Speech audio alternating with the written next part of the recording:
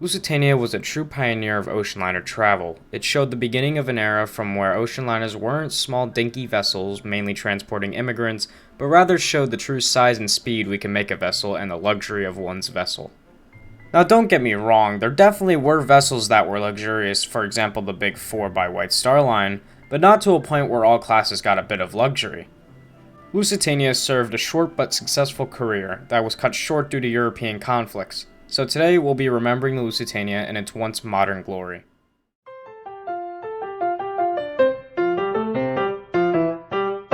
Cunard's small fleet needed an upgrade as now the German Norddeutsche Lloyd line was taking over with their fastest liners, the Kaiser-class liners, those being the Deutschland, Kaiser Wilhelm II, and the Kronprinz Wilhelm, and the Kaiser Wilhelm de Croce taking the blue ribbon from the Cunarder Campania. So Cunard being underfunded at the time, Lord Inverclyne would approach the British government for the funds to build a new vessel. As their collapsing fleet and consequential loss of national prestige, the British government would agree to fund the new class of liners and work began.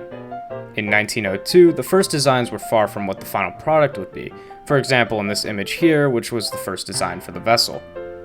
For the most part, her forecastle, bridge, and superstructure were all the same as her final design, except for the funnels. If you're a regular ocean liner enthusiast, then you would know that Lusitania had 4 funnels and not 3.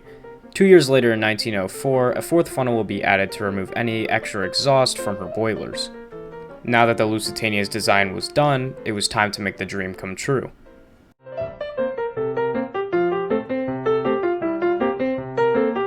On August 17, 1904, Lusitania's keel was laid down by the John Brown & Co., Clydebank, Scotland. Her yard number was known as 367, and over the next 2 years she would have her hull built up and the shell of the new liner was complete on June 7, 1906. She was christened by Mary Lady Inverclyne, the wife of Lord Inverclyne, and Lusitania's fitting out process and sea trials would follow soon after until Cunard acquired her on the 26th of August, 1907. Lusitania had a 31,550 gross tonnage and was 778 feet long with an 87-foot beam, or width if you like to call it. She contained 6 passenger decks and 3 crew decks. She had a capacity of 3,084 people, those being 552 first class, 460 second class, and 1,182 third class, and another 850 crew space. Lusitania had a 76,000 horsepower, allowing her top speed to be almost 27 knots. This is due to her 4 3-bladed propellers that would later be replaced by 4-bladed propellers in 1909. They were being turned by 25 tube boilers to give steam power to the 4 directing acting Parson steam turbines that were new to the maritime business.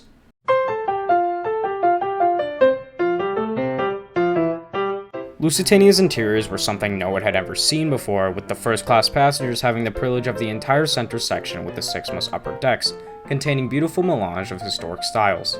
The first-class dining saloon was one of the grandest of all rooms on the ship, having to expand 2 floors with an open circular well at its center, crowned with a dome decorated with fresco style. The walls were also a white gilt carved mahogany panels with Corinthian decorated columns to support the second floor. Other rooms on the boat deck were a lounge, writing room, smoking room, and a Verdana cafe, which was an innovation on a Cunarder to make a passenger feel outdoors. The lounge had a green marble fireplace incorporating enamel panels by Alexander Fisher. The library walls were covered with pilasters and molding, marking out the panels with gray and cream silk brocade. The floor was lined with rose-colored carpet, and all of the furniture was made from mahogany, and the room's windows were etched.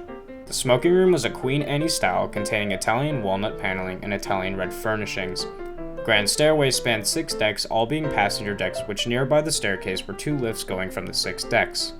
First-class cabins were a various of suite arrangements, always containing 2 bedrooms, a small dining room, parlor, and a bathroom decorated with petit triomphe. However, the second class had access to all of the aft mast and back to the stern on the 6 passenger accessible decks. Most public rooms for the second class were located on the separate superstructure on the aft end of the ship, and the architecture designed for these rooms were by Robert White. The second class dining room was a smaller and more bland first class dining room. It expanded over 1 floor with 1 balcony above the dining floor. The walls and columns were all decorated the same as the first class and had a smaller similar dome above it. Lusitania was the first Cunarder or ship to even provide a second class lounge.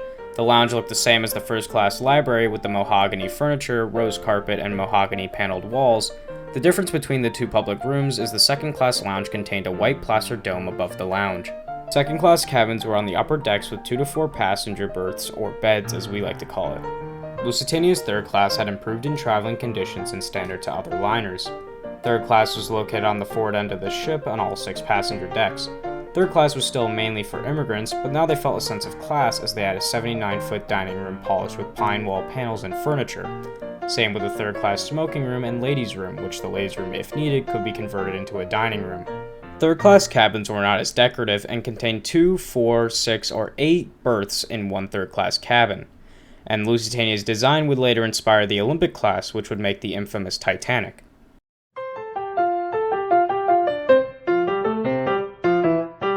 Lusitania's maiden voyage would begin on September 7, 1907, after the fanfare in Southampton having 200,000 people to come see the new largest liner leave for Queenstown, where she would later anchor and pick up more passengers, then anchor again at Roches Point, where she would be joined by another Cunarder named the Lusitania. After her first day at sea, on the morning of September 8th, she would take off with a total roster of 2,320 people. By 12:10 p.m., the Lusitania would pass the Daunt Rock lightship, officially beginning her voyage. In the first 24 hours, she had crossed 561 miles of the Atlantic, and for the next few days, she would pass an average of those miles until arriving at Sandy Hook at 9:05 a.m. on September 13th, passing the New York's lightship, officially ending her voyage at 5 days and 54 minutes. She was not able to take the blue ribbon from the Kaiser Wilhelm II due to fog that delayed her and her engines still not being run in. Either way, she still had a big fanfare in New York as she arrived at Pier 56 on the Hudson. But by her second voyage from England to America, she had much better weather conditions and had run in her engines. By October 11, 1907, she arrived in Sandy Hook in just 4 days, 19 hours, and 53 minutes, taking the blue ribbon from the Kaiser Wilhelm II and now not only being the largest, but the fastest vessel afloat. By December 1907, Lusitania's sister, Mauretania, began her maiden voyage, which would begin a rivalry between the two sisters to see which one was the fastest for almost 2 years. By the end of their rivalry, Mauretania ended up holding the fastest eastbound crossing, and Lusitania holding the fastest westbound crossing. From 1911 to 1915, the two vessels continued their transatlantic service, but after the sinking of the Titanic in 1912, Mauretania, Lusitania, and the new Aquitania were fitted with lifeboats across their boat decks to accommodate all on board, which, the Aquitania was still being built and finished in 1904, Aquitania was built off the Olympic-class liners, making her look much different from her older sisters. Cunard finally had the fastest and biggest transatlantic service, until conflicts in Europe pulled Great Britain into the First World War.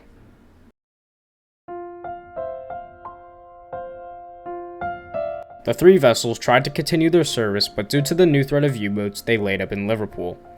Lusitania was put back into service not too long after, and Aquitania was converted to a hospital vessel for wounded troops, while Mauretania stayed laid up in Liverpool.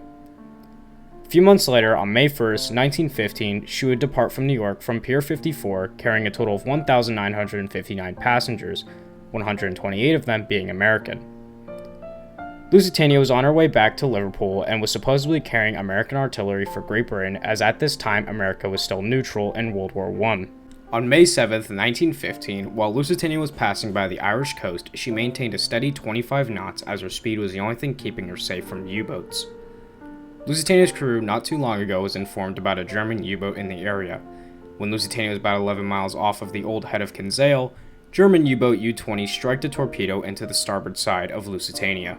A few seconds later, a second explosion could be heard from deep inside the ship, most likely being the American artillery on board. The second explosion would be fatal to Lusitania as she began to list over heavy to starboard, making it impossible to launch any lifeboats on her port side. Captain Turner of the Lusitania orders hard to starboard, which Lusitania responds, but only for a moment till her crew loses all tiller control of her. Lusitania was now moving across the ocean on her own. Lifeboats 2 and 4 pins break and fall into the ocean below. After 4 minutes since the torpedo strike, Lusitania loses all power and leaves her passengers and crew in complete darkness, in which Captain Turner orders all to abandon ship. Lowering lifeboats were mostly all unsuccessful. While Lifeboat 16 on the port side was being lowered, it broke in half. Another, Lifeboat 10, capsizes while scraping along the side of Lusitania's port side, and Lifeboat 17 also capsizes while lowering. While Lifeboat 9 is lowering, there's a problem with her falls, or ropes lowering the boat, making one of the boat's falls snap, leaving Lifeboat 9 dangling from the ship. Boat 18 turns inwards, and Boat 14 rolls over 6 times. The only lifeboats that were successful enough to land safely in the water were boats 1 and 21. The rest of them dumped any of its passengers into the sea and possibly in the line of Lusitania's propellers. After 14 minutes since the torpedo strike, Lusitania's final plunge begins, and her passengers' testimonies say they could hear explosions deep inside the ship, possibly from the boilers as they had never had enough time to shut off and vent all the steam out. After 18 minutes, Lusitania slipped beneath the waves, leaving only 764 survivors out of the 1,959 on board. After Lusitania sank, Mauretania would be put into service as a troop carrier for the Allies, and so would Aquitania. America would join the war almost 2 years after the sinking and ending the war a year later in November of 1918.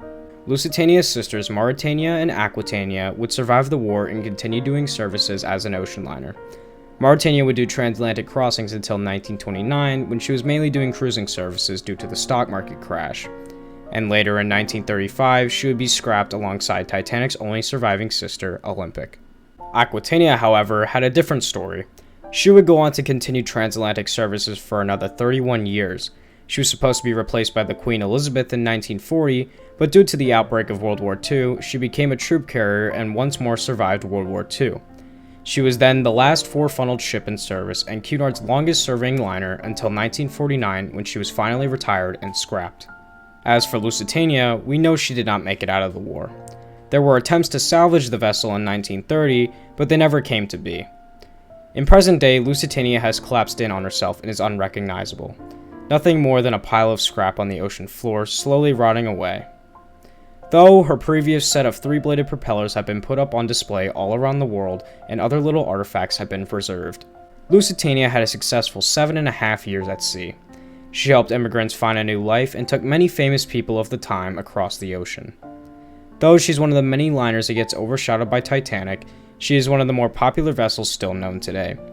Just knowing such elegant and luxurious style would inspire many shipbuilders was cut short by violence and grim events happening in Europe, to never live up to its full potential, and is now left to rot on the ocean floor.